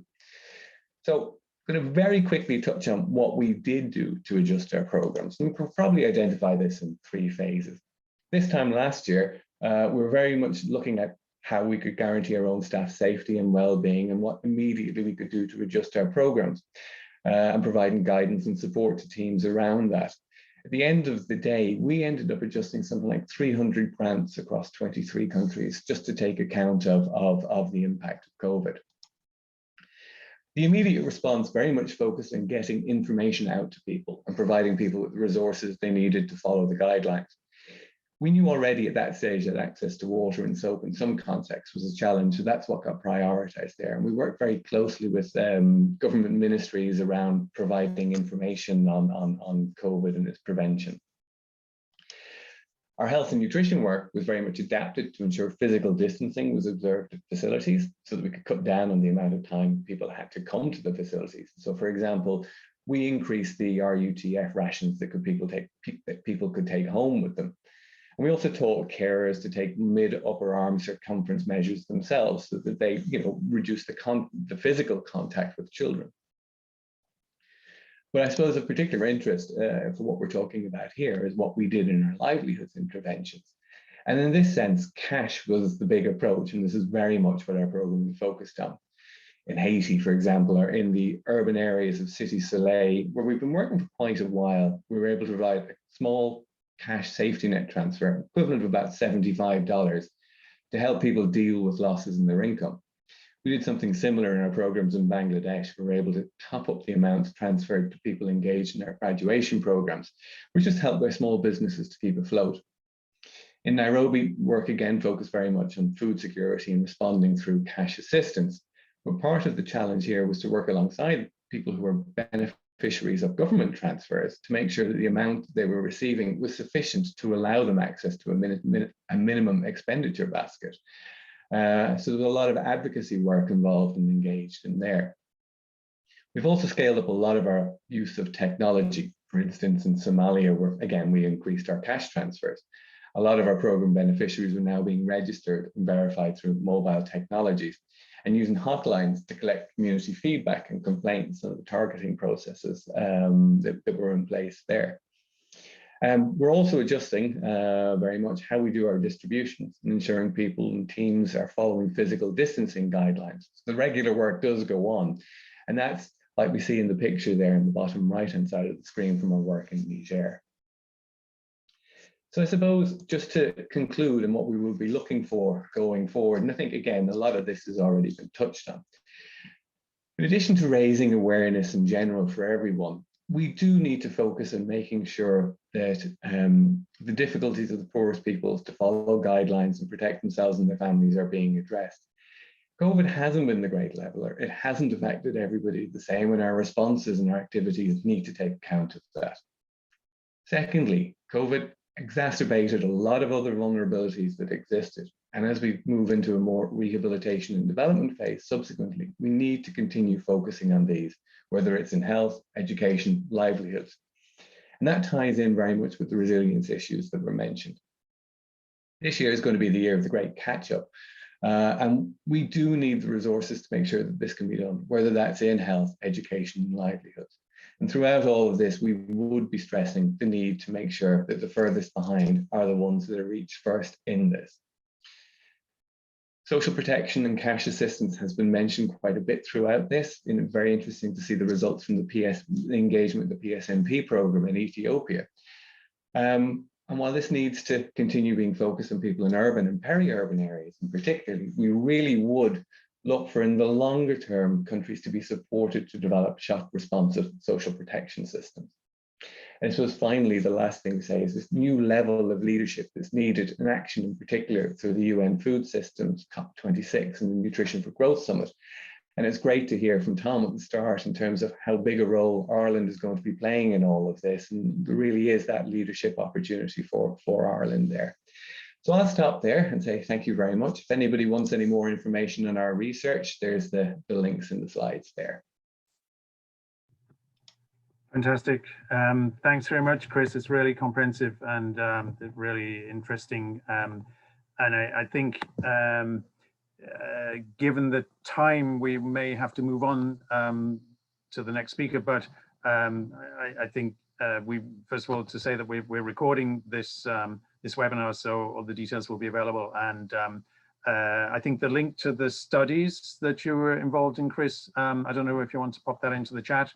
In any case, people can get that link looking at the recording, but I think that might be really useful because there's so much really interesting information there. And I suppose just one, I mean, there are many takeaways, but I think this kind of, you know, it's come through also on Johan's talk, the impact on almost disproportionate impact in some ways in peri-urban and urban areas, which sometimes we kind of tend to neglect, I think is a really interesting sort of issue there. But thanks very much, Chris. But we need to move on, I'm afraid, because we are a bit behind time. And I'd like to introduce next Mary Baganizi. So Mary is Trócaire's Resource Rights Program Manager in Trócaire, Uganda. And Mary is joining us from Uganda, so very welcome, Mary. Mary is going to talk to us again about the impact of COVID-19 in Uganda, focusing on food security and nutrition. So over to you, Mary. Thank you, Nick. Good morning and good afternoon to you all. Request for my presentation. Thank you. The next slide. This is just a pictorial of how our markets are. And the second pictorial is about how we are having some saving in the seed banks, how we package our seed. And the third picture is on the different types of food, how they, during the food fairs, how they appear. Next slide, please. So I want to talk about how Trócaire, for the sake of those that don't know Trócaire. Trócaire is an agency of the Irish Catholic Church, established in 1973, and its headquarters are in Maynooth in Ireland. And Trócaire envisages a just and a peaceful world. Currently, Trócaire works in 17 countries around the world, in Africa, Central America, Middle East, and Asia. Trócaire Uganda office was established in 2008, and the Uganda office works with civil society organizations, local government in the northern and eastern parts of Uganda, and we do advocacy at the national level. We have 3 thematic areas that we work on, which include resource rights, women empowerment, and humanitarian. Next slide, please. I want to talk about COVID and its impact on Uganda. So you, as Uganda has been affected, just like globally, Uganda announced a lockdown on 18th March 2020. And on 21st March, our first case was announced. And on 23rd July, the first death was announced. But the lockdown affected many sectors, many institutions, and some of the opened up sectors that were allowed to operate were given stickers by the Ministry of Health, but mainly those are the people that were working on health, on transporting the health workers, and but all other people were all locked up. So on May 4th, we started seeing a partial opening, adhering to the guidelines by the Ministry of Health and the government of Uganda. So those are the figures of the people that have so far, cases that we have had, and the deaths and the recoveries. But on March 5th this year, we received some doses, that amount, and we also have people have started being vaccinated, but currently the figure up to date now is about 32,000 people now vaccinated. Next slide, please. This picture shows the closed market during lockdown, and the most statement that kept coming through is that we are going to die of hunger before the virus even kills us. So it was such a sad time to see every place shut down, and we thought it was a bad situation happening. Next slide, please. This other picture is of a policeman beating vendors, and you see these are women trying to sell their fruit, and it was during that time of lockdown, so they would sneak out and come and say, okay, let's just go to the street and see if someone can sell our produce, because they had children to feed, they had to buy other food from other places. Next slide, please. So the impact really was so hard on the people of Uganda. We saw the closure of markets, both internal and external, that impacted the smallholder farmer businesses, because as Ugandans, we depend mostly on food, on agriculture, and you find 80% depends on the agriculture sector. So we saw the migration to rural areas and scramble for land, and these migrations were both positive and negative. The positive part is that people went back to the villages to farm, to produce more food, because their businesses were shut down. And but also, as they went back, they started having land conflicts, and even other people took advantage of people being at home because of the lockdown to start taking their land. So that was not a good thing. So we also saw the use of seeds saved. We have some seed banks in the very different communities, but even people saved seed in their homes. So during the lockdown, people started eating this seed that they were supposed to plant in the next season. There was also restrictions on movements that led to reduction of farming activities. In Uganda, especially in the rural areas, you find that farmers go to farm. They have their farms are at a distance from where they reside. So because of the restrictions on movements, those activities were put on hold. Also, the border closures affected the food exports. As you know, Uganda is a landlocked country, and we depend on exporting our food to our neighboring countries, but now closing the borders greatly affected us. And up to now, we've been having some challenges with some of our neighbors. Still, they putting a ban on the food that is being exported to their country. So it's still not a good picture. But though it's opened up and some restrictions in place. Then the limited support on extension workers, both the government and civil society that used to go and support farmers on the good farming systems. So that was also not a good thing. And also suspension of village saving loan association meetings.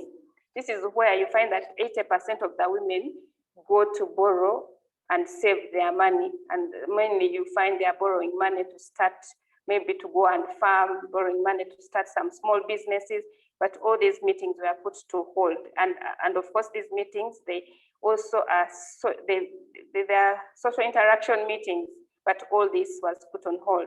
Then also we work on humanitarian work, and there was a great cut on the rations that were given to the refugees. So we saw a 30% reduction in the food that was on the rations that were given to the refugees settlements. Next slide, please.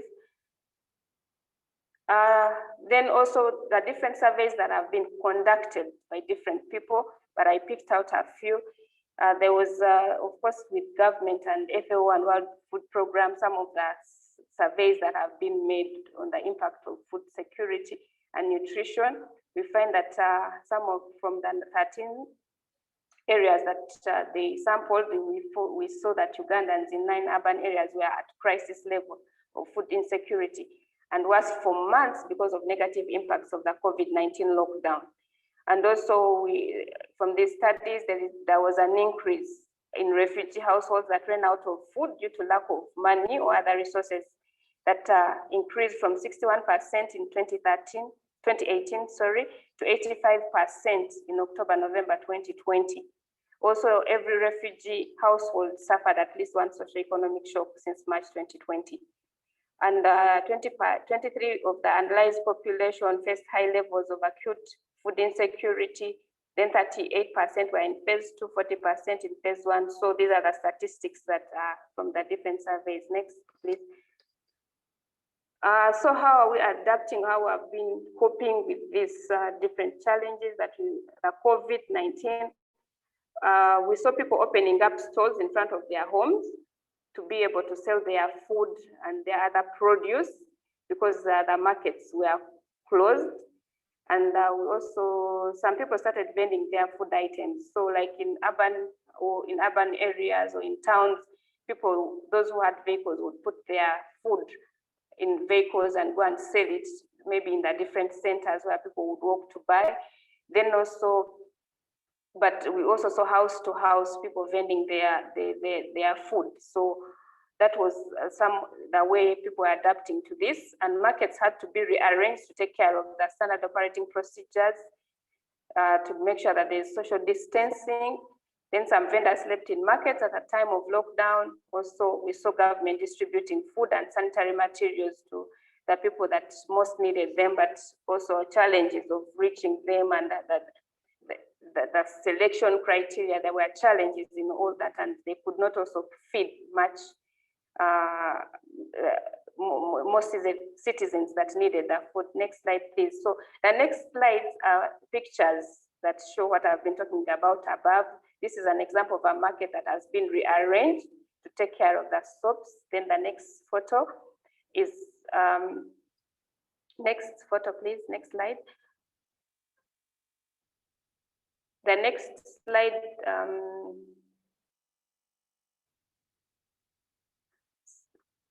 is a picture of the women that were sleeping in the markets. So when there was the total lockdown, because of the limited movements, what happened is that women would sleep in the markets and leave their homes. They couldn't go back to their children, to their families, so that they are able to sell their food that was perishable, and also to be able to get income for their families. Next, please. How we are also continuing to adapt in this new normal. We appreciate Irish Aid. They were so flexible that from their grant of 2020, they were able to allow us to at least use 20% of the budget to do COVID interventions. So that was a good thing. It helped us do some work on COVID interventions with our the different beneficiaries we work with. Then we had to change implementation strategy. We had to have many online work, meetings, trainings were mostly online. Then integrating of the implementing teams in the district task forces. So every district had to create a COVID task force team.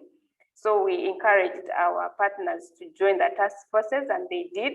And this helped them to at least reach out on the farmers and give them some advice on extension, and also try to pick out information that it was lacking. Then integrating standard operating procedures in all activities. So even up to today, we make sure that we integrate all those procedures, like social distancing, ensuring that we have a small team that we are interacting with. So that is how we are managing to do our work. Then also we managed to respond to some of the households that didn't have food, that were struggling with food supplies and some sanitary materials. And we also got money from the Irish Embassy in Uganda to help in supporting in these food supplies. But also we want to mention that as COVID came in, we also faced locusts, we also faced some floods. So we found that a lot was happening. Next slide, please. So how are we building back better? Government has continued to call people to join the agricultural sector, and also civil society and every other actor is asking people to do farming, which is a good thing. So we are starting to see many people opening up land and growing more food. And we are continuing to build our work on the promotion of the wild and traditional food. So it's unfortunate that at this time we haven't gotten our data on the household dietary diversity and the livelihood-based cropping strategy, which is coming out in April. But it's the work that we have been doing to promote, to see how people are coping. So as we are trying to promote that wild and traditional, we know these are the foods that we have in our communities where people can be able to have enough to eat and don't struggle a lot when they cannot access markets. Then also strengthening the seed banks. We had a challenge of people eating up all the seed that they had eaten. So we're trying to ensure that these seed banks are strengthened and they have enough seed such that when the planting season starts, people have enough seed to plant. Then also scaling up our agroecology work, because we've realized that many people are adapting to it and are coping with it such that when something strikes on the right, at least they have something they can cope to, they can turn to. They have a plan B. So our scale up on agroecology is a good thing. Then during the COVID, when it was a lockdown period, there were too many cases of gender-based violence because people were at home, children were at home. So there was a lot of violence that was happening. So we are trying to ensure that we scale up our girls' gender action learning system, that we bring men and women together to teach them how they can work together, how they can make decisions together, how they can plan together. So we are trying to scale that up such that all the different challenges that were faced during the lockdown are minimized. Next slide. Of course, during all this, there are challenges that came through and are still there, some of them. Still, communities think the virus is in the urban centers, that people who are in urban places are the ones who are suffering from corona. So that is still a challenge, but we are trying to sensitize our communities every other time. Every time we go to them, we talk about the corona and its effects and how to prevent it. And also the non-adherence to the standard operating procedures. People have given up on social distancing, on wearing masks, so it's still a challenge. Then the fear of the vaccine, as the vaccine has come through, because of the messages that have been going through about the vaccine, people are saying, no, we cannot be vaccinated. But also in our work, as we try to reach out to the many people, the farmers, we find that the network connection is not good. So we are trying to make sure that we have better ways of reaching out to them. Then also the challenge of the government that has failed to feed its citizens. We saw this during lockdown. They had planned to distribute food to millions of people that it was not possible. And yet most of the people in the urban centers, they were depending on the work they do, it's about hand to mouth. So, and another challenge is the failure of government to account. You know, many people donated food, but when it came to distribution, people asking where was it distributed to, how was that criteria done? So all this and many others have been the challenges, but we are trying to see how do we work through all these challenges. Thank you very much, UCC and IFPRI, for giving me an opportunity to make this presentation on behalf of Trócaire, Uganda. And I will be able to respond to the questions that come through. Thank you, Nick, back to you. Thanks very much, Mary. That's great. Really comprehensive, and just the different dimensions of the impacts. I think you brought them out very, very, very nicely. I think we're going to have to push on because we are behind time. But I think if people have any questions for Mary or Chris or Solange, please do pop them into the Q&A box, and we'll see if we have time at the very end to answer any of those questions. But we need to move on quickly. So the final session is on food systems and building back better. And in this, we're really trying to sort of look forward In fact, all the speakers have sort of, given examples of what needs to be done looking forward, but this section is kind of specifically, kind of forward thinking about how Irish organizations can contribute to building back better, essentially. So we're going to have two presentations. The first by Mayor McCarthy, who is the policy lead for nutrition within the Development Cooperation and Africa Division of the Department of Foreign Affairs. And Mary's going to talk fairly briefly about how Irish Aid / Department of Foreign Affairs did respond to COVID-19 and then the kind of current thinking orientation about how to build back better using food systems approaches. So over to you, Mary. Thank you, Nick, and thanks so much to UCC and to IFPRI for the kind invitation. The only downside of having such a great panel is that one runs out of time, so I'll be very conscious of sticking to my allotted slot.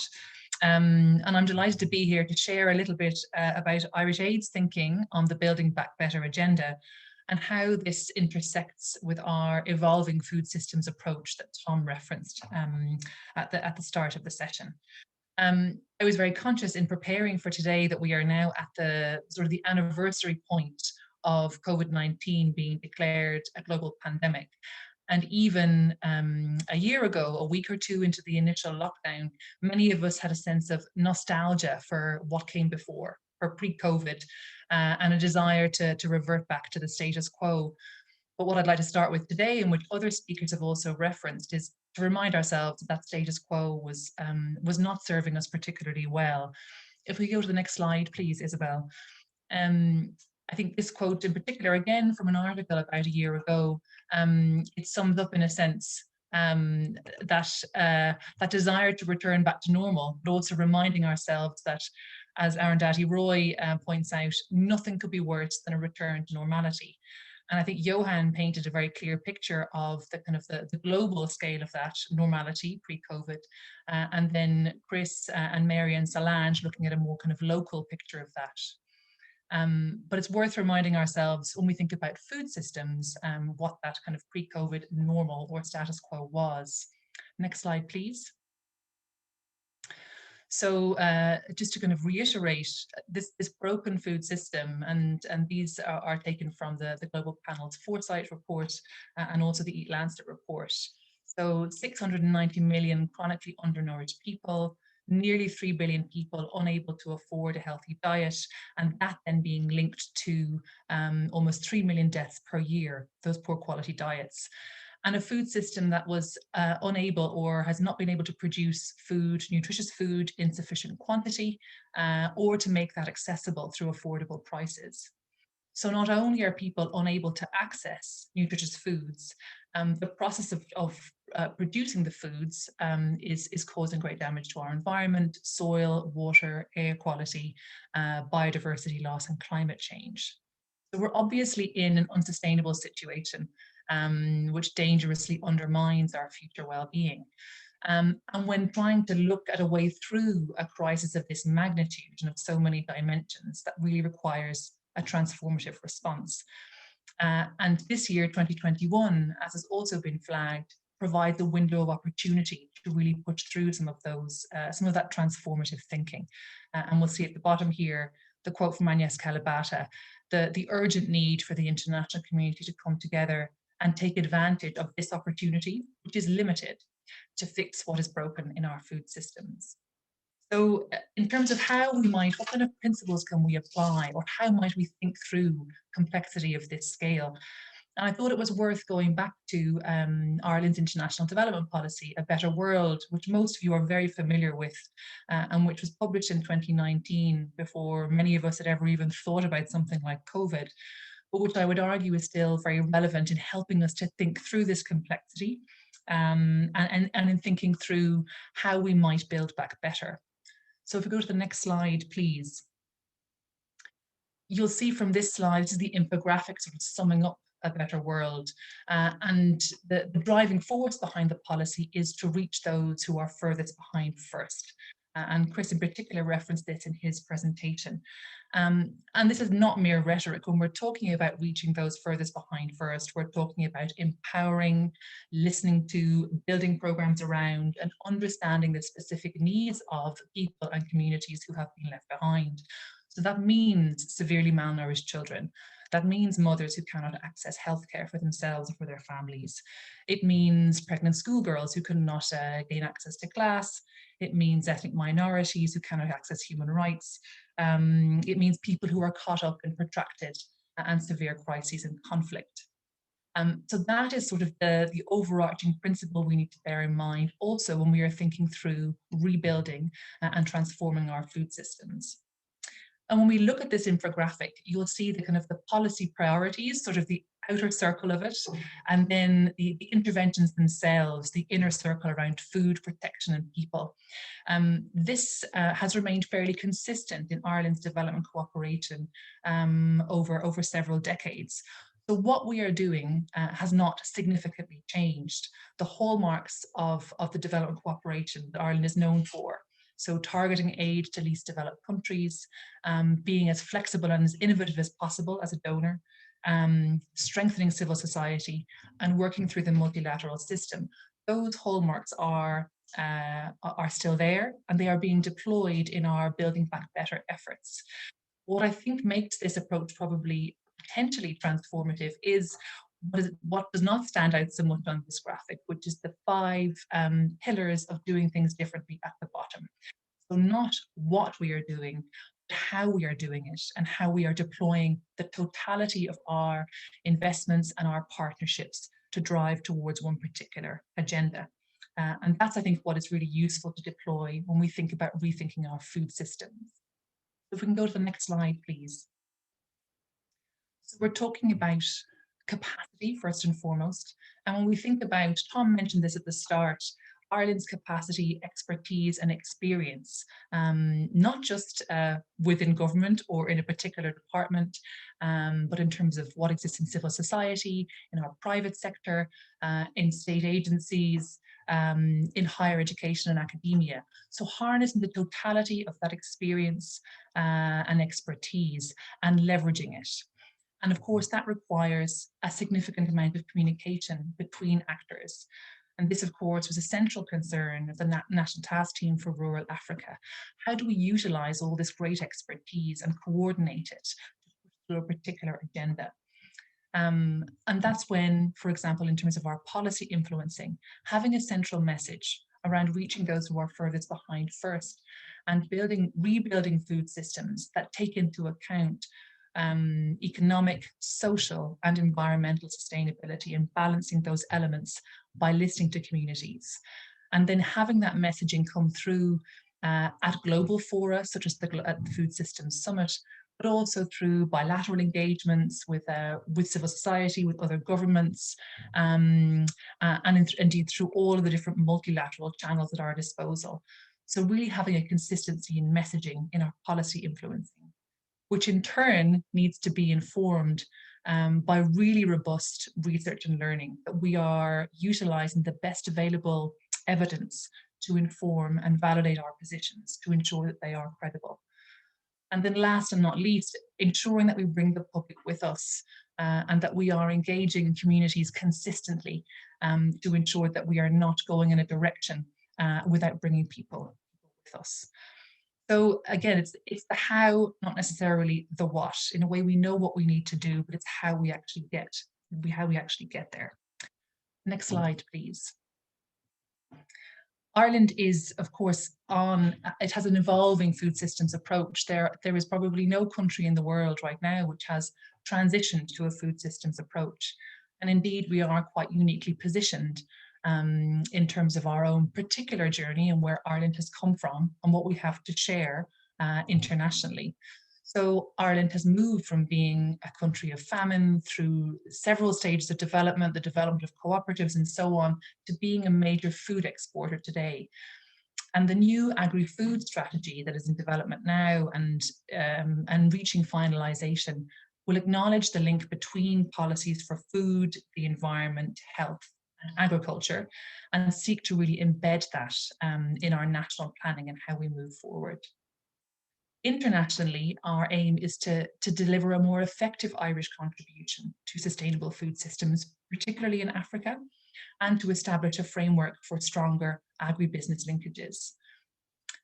In terms of this evolving approach, we are really bringing this to bear around the preparations for the Food Systems Summit, which we are taking very seriously, in which the Department of Foreign Affairs is engaging in with the Department of Agriculture. We are focusing particularly on, many of you will know, the structure for the Food Systems Summit is around 5 different action tracks, looking at different components and dimensions of sustainable food systems. And we are focusing very much on action track 1, on access to safe and nutritious foods. And we would see our role being very much to help to shape the game-changing solutions that are coming through that action track, but also linking to other relevant action tracks, particularly action track 5 on resilience.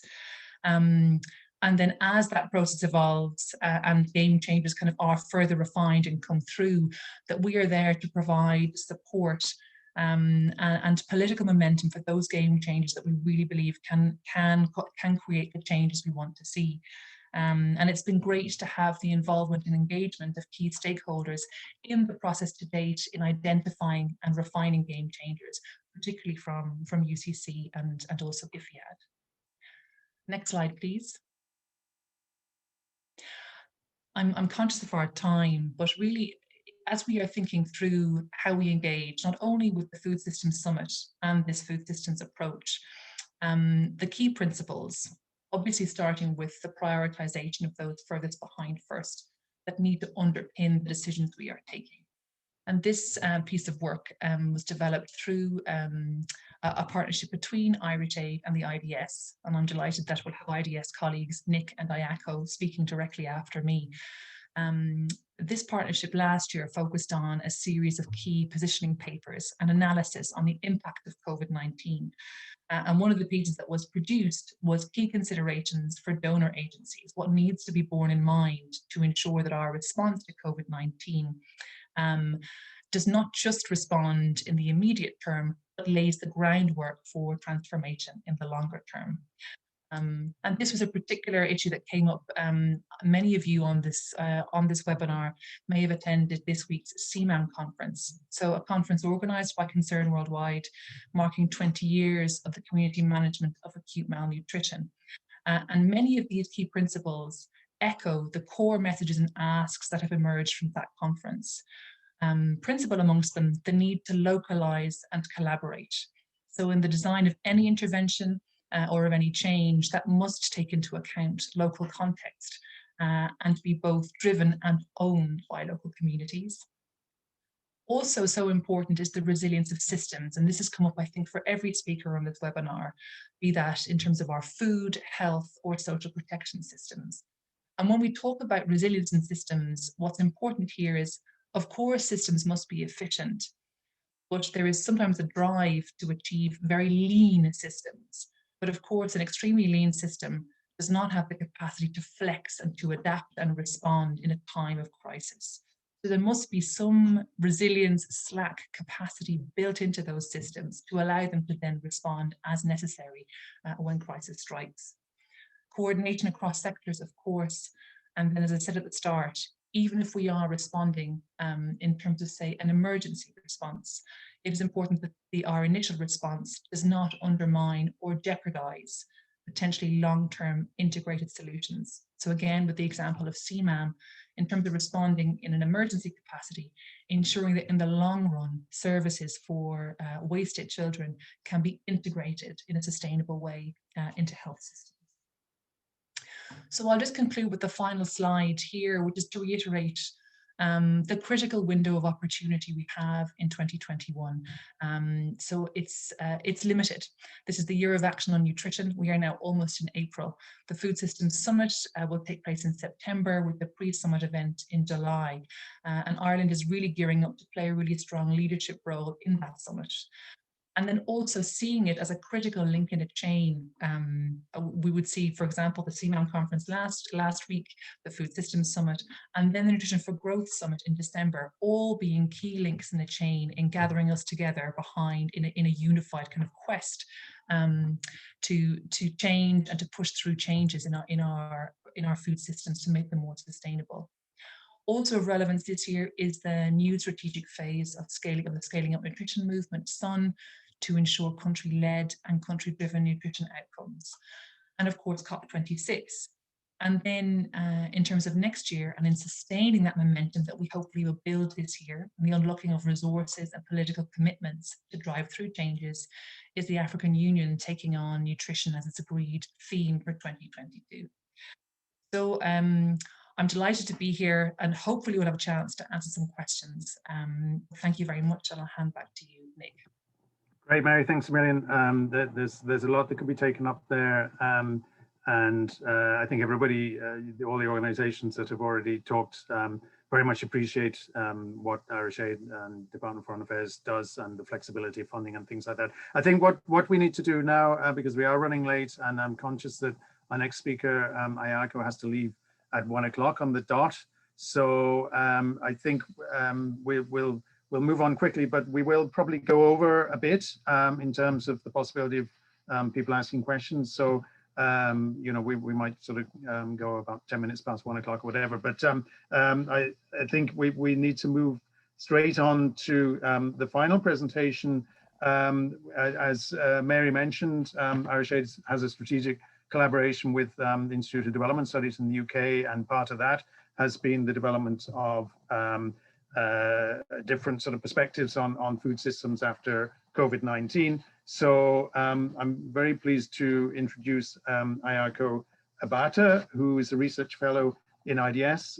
She's an agricultural economist, and her current interest lies in understanding how value chain development affects the intensification of livestock production and trade systems and the related impacts on public health. So particularly since Ayako is still actually on maternity leave, we really appreciate you giving your time here. And I do know that you have to leave at 1 o'clock, but that your colleague, Nick Nisbett, will stay on the call to answer any questions. So over to you, Ayako. Thank you very much. So I think I will actually not walk through the slides, since I have at least limited time, but I just wanted to summarize the work that we have done for the Irish Aid, as Mary already summarized for us. And it really focused on, again, overlooking the past year, as well as all the crises that unfolded due to COVID-19. What should we be doing in the future to build back better food systems? And I think in doing this, we really focused on understanding resilience of food systems. What are the characteristics, but also what are the factors that can influence and enhance the resilience of food systems? But also thinking about poverty effects and Ireland's vision to build back, to make a world that works for the most marginalized. We also wanted to bring in the political economy analysis to make sure that the most underprivileged people get the support that they need. So in doing this, I'll just summarize a few key points that we came up with while developing this report. And this might be the most concrete set of actions that can help with the discussion later on. So we're obviously in food systems discussions, we're interested in tackling malnutrition, as well as the livelihood perspectives that are embedded in the food systems. I think we heard enough about the income effect from jobs that tend to be precarious and informal in the food systems, and how that affects malnutrition and undernutrition. So in thinking about these two aspects, first of all, it's important also not to think only about undernutrition, because we tend to focus on hunger and famine. But these days, there are a lot of countries that are going through consequences of overnutrition like obesity and overweightness and so on. So it's important to not lock us into one particular perspective of malnutrition. And more recent studies have shown the interdependency on, for example, food, care, and broader health and sanitation environments, and how that affect malnutrition outcomes as well. So when we're thinking about improving nutrition outcomes, we cannot necessarily think only about food related interventions, but also about the care environment, such as, again, job situations in the food systems, but also beyond, and the overall water and sanitation environments, and so on and so forth. So we wanted to bring in that wider perspective, food systems perspective, to tackling malnutrition. And secondly, about the livelihood perspective in food systems, we talked a lot about how increasing adaptive capacity is important in building resilience. Increasing resource access is also key to tackling, responding to crises like COVID. However, a lot of research shows that there are particular groups of people who are barred from accessing these resources and information because of underlining, for example, power relationships or ideologies and so on and so forth, that also need to be tackled. So it's not just about the food environment once again, but also going beyond and looking at the power relationships, political economy of certain interventions. So in moving forward, we need to start thinking about inclusive dialogue between marginalized communities and policymakers, and also other actors who are important in setting the scenes in terms of policy interventions and so on and so forth. So I have to say, huge apologies, but I really have to go now. So I will, I'm happy for the slides to be shared with the participants after the webinar. And hopefully my colleague Nick Nisbett can address questions that come after I leave. Thank you very much. Yeah, okay, it's fine, Ayako, and I apologize. We really ran late, and I appreciate you spending the time anyway as much as you could. So thanks a lot. Okay, okay, well, I think we actually have reached 1 o'clock. I think we probably have a few more minutes if people are prepared to spend a bit more time online. We did rather kind of rush the last two presentations. I don't know, I wondered, do Mary or Nick want to, since we rather put the squeeze on you, do you want to add anything, to kind of elaborate on anything that was said in Mary in your presentation, or Nick in Ayako's presentation? And then if anybody does have questions, again, please put them in the Q&A box. Thank you, Nick, and thanks so much again for having us here. No, I don't have much to add to Ayako's presentation, other than to add, we put a kind of link to the publication we're launching on Monday with Irish Aid on. The title is Building a Better World, the Crisis and Opportunities of COVID-19, which covers many of the topics that Mary and Ayako were talking to. And it's just a kind of comment as a kind of, was thinking through this, and also an event we hosted looking at kind of histories of crisis yesterday here at IDS. And there's a kind of sense in which sometimes the COVID crisis and the food system crisis are talked about as kind of interrelated but separate. And I think just to kind of stress, because I sit in a health and nutrition cluster here at IDS, and we, before the crisis, we were doing a lot of work already on zoonoses, which of course are all kind of food system originating. And I think it's not often considered that, I think we're used to, for example, in terms of climate change, thinking about climate change adaptation of food systems, and also climate change mitigation. And I think building back better has to include zoonosis mitigation of how food systems build in future, and not just kind of reactionary. Oh, we've heard on the UK radio this morning somebody saying let's get rid of these wet markets. Not in that sense, but really understanding the vulnerabilities around food systems and how policy to do with resilience to future pandemics may also affect the most vulnerable too.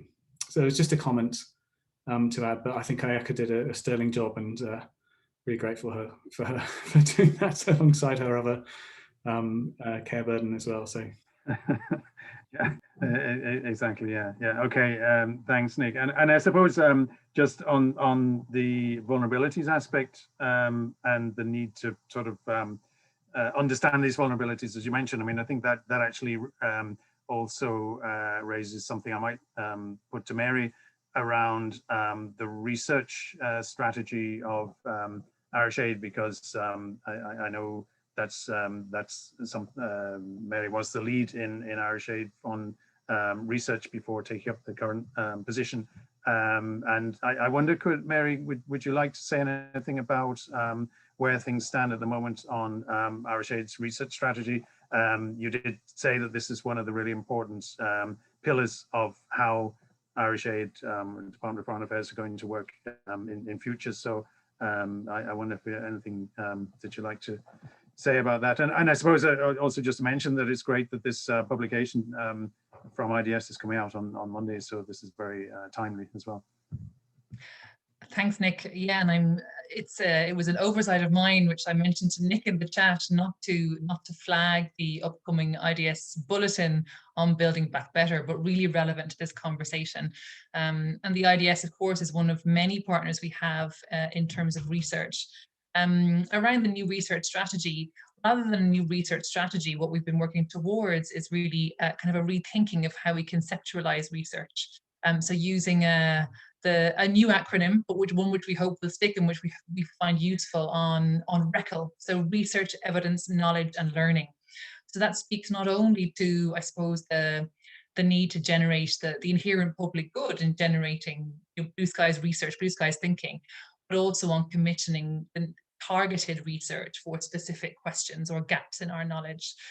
And it also I think speaks to our own, within the Department of Foreign Affairs, our own capacity to share learning effectively and to break down silos that anyone who works in any sort of institution will be familiar with, be that an academic institution or a government department or even a very large civil society organization. That there are pockets of learning and understanding, but taking the learning from that and sharing it consistently is a challenge. So I suppose we have both our external facing work and our portfolio of research partners and engagement with research partners, Nick, but then we also have some internal work to do. And the kind of the RECL guidance that we're really looking at rather than a research strategy per se is what we hope will help us to do that better. Now, I don't want to take words out of my colleague's mouth because as you flagged, I'm no longer the research lead, but still very much committed to this area, and of course it links very closely to the nutrition portfolio as well. But I think it's just really the primary use of robust evidence, and that has really come to light, I think, in terms of a COVID response and in Building Back Better. Doing so based on sound and robust evidence is more important than ever. So I suppose that's my general response to your question. Great, sorry thanks. if it's shorter than you wanted. No, not at all. And I suppose this event is even an example of RECL in action, you might say. So that's good. We'll all have to learn the acronym. So just one final question. Maybe I don't see any other questions coming up on the Q&A box, and I do appreciate we've gone over time. But again, Mary, just is there anything you can say about maybe what a food systems approach might imply for programming? How Irish Aid country programs, for example, may do things differently from a kind of programmatic viewpoint. or is that still sort of in discussion? No, I mean, it's a fair question, but I think it's difficult to kind of state a blanket approach when really one of the underlying principles we've highlighted in the webinar is the need for things to be context specific.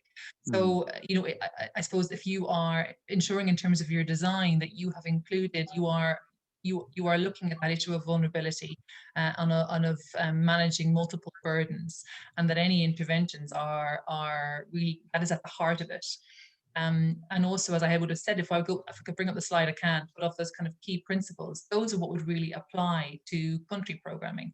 And then also, of course, taking into account the specifics and the specific challenges within a particular community or region and so on. So I think bearing in mind, keeping the furthest behind first, ensuring kind of, you know, that you are collaborating and localizing so that any solution or rationale you're putting forward is rooted in that community and is also owned.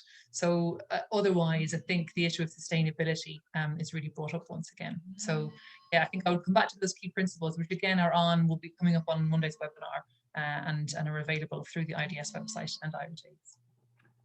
Great. Thanks very much, Mary. Well, I think there might be a suitable note on which to finish.